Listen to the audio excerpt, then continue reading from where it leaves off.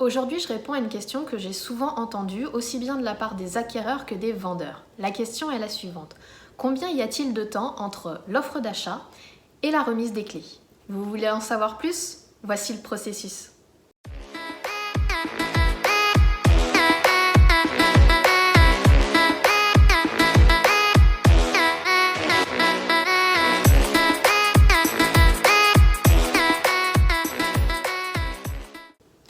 Première étape, la promesse de vente.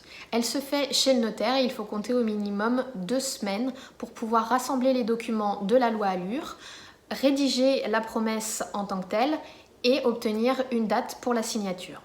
Après signature et accusé-réception de la promesse de vente, la loi prévoit pour l'acquéreur une possibilité de rétractation sans justification.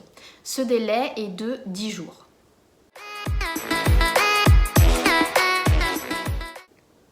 Deuxième étape, le financement. Pour la plupart d'entre vous, vous achetez sous condition d'avoir un financement ou un prêt.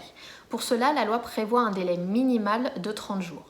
Dans la réalité, on obtient des offres de prêt plutôt entre 45 et 60 jours suivant la période de l'année. C'est bon, vous avez vos offres? On ne signe pas tout de suite. Il y a encore un délai qu'on appelle un délai de réflexion qui est de 10 jours. Vous pourrez renvoyer, signer vos offres de prêt seulement après cette période de 10 jours. Troisième étape, la constitution du dossier de vente. Cette étape est réalisée principalement par le notaire et se fait en parallèle de votre demande de prêt.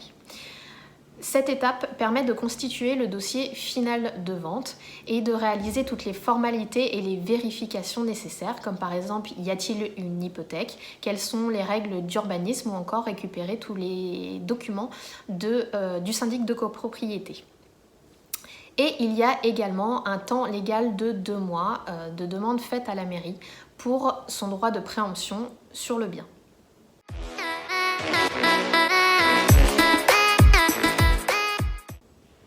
Quatrième étape, signature de l'acte authentique. Il faut déjà se mettre d'accord entre toutes les parties sur la date de la signature, donc entre le notaire, le vendeur et l'acquéreur. Une fois cette date connue, il faudra s'assurer que les fonds de la banque sont bien sur le compte du notaire à cette date. Ensuite, il faut s'assurer que tout le monde soit présent ou représenté pour la signature. Une fois la signature effectuée, on remet les clés à l'acquéreur ainsi qu'une attestation à l'acquéreur et au vendeur.